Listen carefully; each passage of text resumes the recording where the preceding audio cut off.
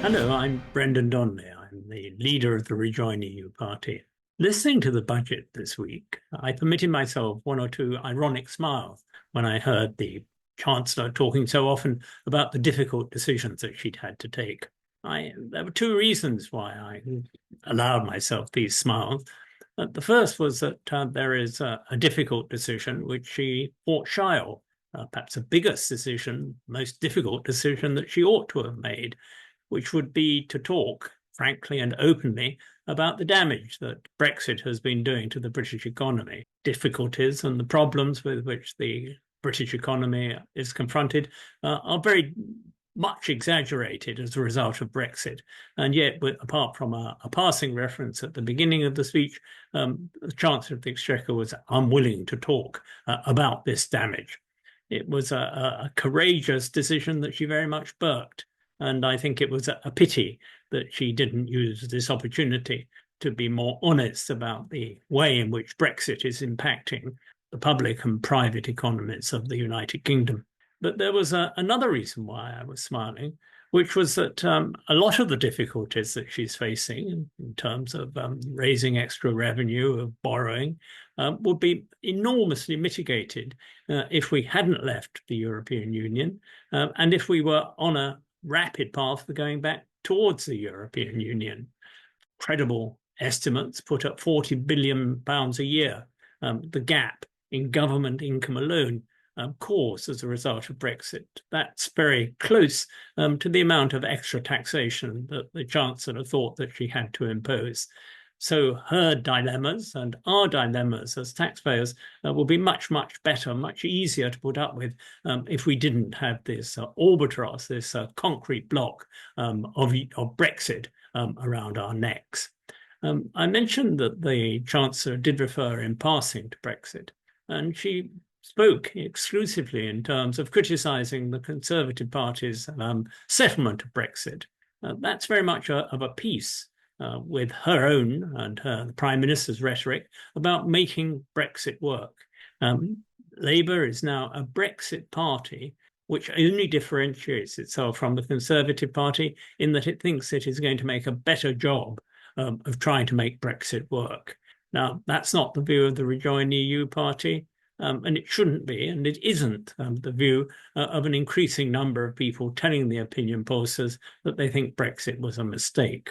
I was very happy to hear in the debate after the budget, the leader of the Liberal Democrats, Ed Davey, talking about the desirability of rejoining the single market. He hasn't always spoken as forcefully on the subject as he ought to have done, and it was good to welcome the repentant sinner into the fold. But I think that one has to stress that joining the single market or joining the customs union can only be a part, it only makes sense if it's part of the process of rejoining the European Union as a whole. I think there are three reasons why I'd say that it's unsatisfactory to regard the single market in isolation. First, I'm not at all sure that our partners in the European Union are going to allow us to cherry pick in this fashion. There is and will be for a long time a distrust of the British government when it says we want to opt into some things, we want to opt out of others. It will be a completely different approach. It will be a completely different reaction that we would evoke if we said we want to be fully part of the European Union. I think it's also politically rather questionable whether in the long term it will be possible to be a member of the single market as a rule taker, not as a rule maker.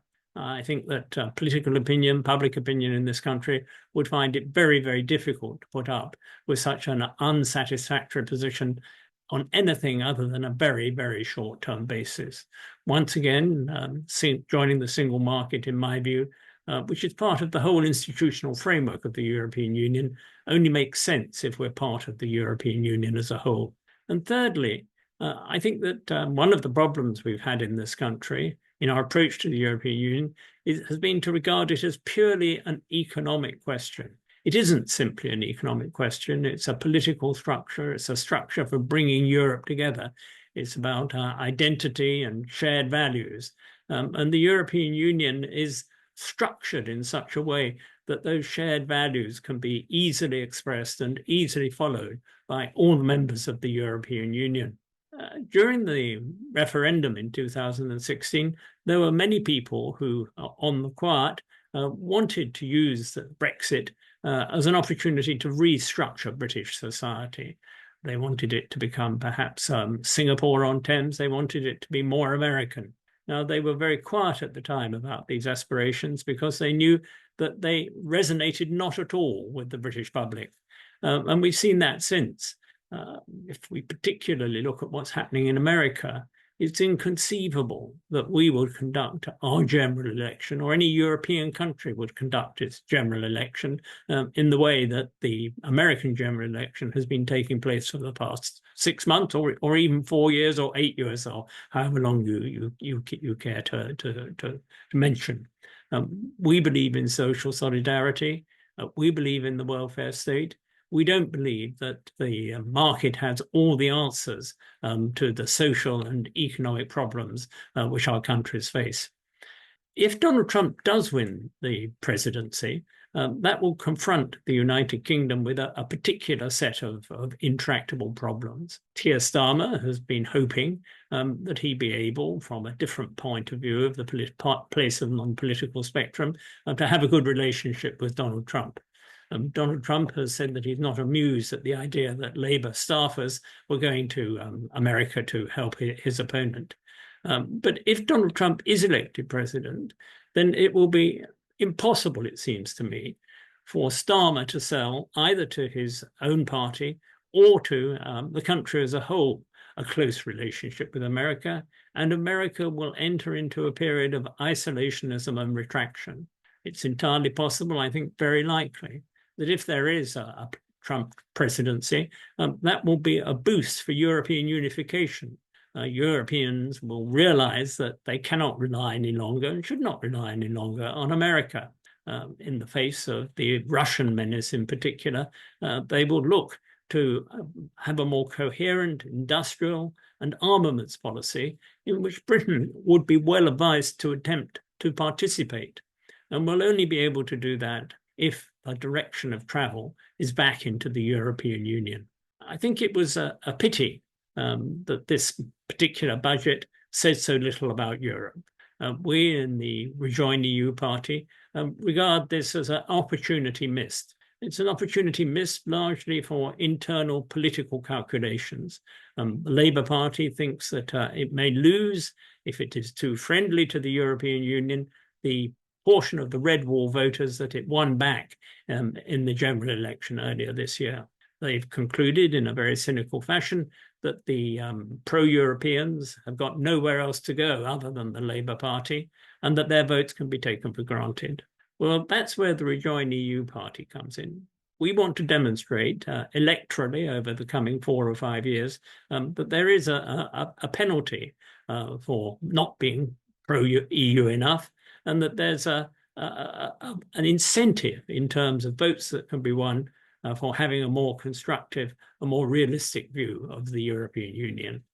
I'm sure that over the next 5 years, there'll be many other budgets probably produced by Rachel Reeves herself. And I hope that we won't have to be complaining in the same way about the coming budgets as the way I'm complaining today about the budget we've just had. There is an opportunity for the Labour Party to seize the initiative and to win people over for the European cause, for the cause of certainly moving much closer towards the European Union with a view to rejoining as soon as may be. That's what the Rejoin EU party is for, and I hope as many of you as possible will think this is a worthwhile enterprise and will give us support with your votes when we ask those votes in by-elections, local elections and regional elections. Thank you very much. Vote Rejoin EU. Join the EU vision.